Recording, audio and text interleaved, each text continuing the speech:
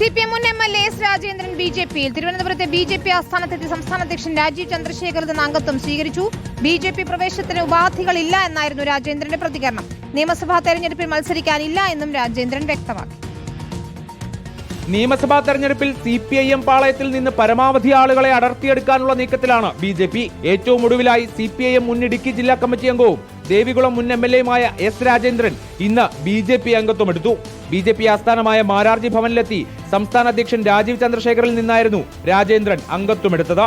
വിശ്വസിച്ച പ്രസ്ഥാനത്തെ ഇന്നലെ വരെ ചതിച്ചിട്ടില്ലെന്നും പലതും സഹിച്ചിട്ടുണ്ടെന്നുമായിരുന്നു രാജേന്ദ്രൻ പറഞ്ഞത്. വാതിൽ തുറന്നിട്ടുണ്ട്, എപ്പോ വേണേലും പോകാം എന്ന വാചകങ്ങളിലൂടെ പല തവണകളും ഞാൻ പലപ്പോഴും ആവശ്യപ്പെട്ടിരുന്നു ഉപദ്രവിക്കരുത് എന്ന്. വേട്ടയാടുകയും അവഹേളിക്കുകയും ചെയ്യുന്നു എന്നുള്ള വാചകങ്ങളിലേക്ക് ഞാൻ കടക്കാൻ ആഗ്രഹിക്കുന്നില്ല. പലതും സഹിച്ചു. അതേസമയം രാജേന്ദ്രൻ ബിജെപിയിൽ പോയാൽ CPIMന് ഒരു ചുക്കും സംഭവിക്കില്ലെന്നായിരുന്നു MM മണിയുടെ ആരോപണം. അയാള് BJP പോവോ ചെകുത്താന്റെ കൂടെ പോയാലും ഞങ്ങൾക്കൊരു പ്രശ്നവുമില്ല. ഞങ്ങളുടെ കാര്യം നോക്കും. ആ കാര്യത്തിൽ ഒരു സംശയവും വേണ്ട.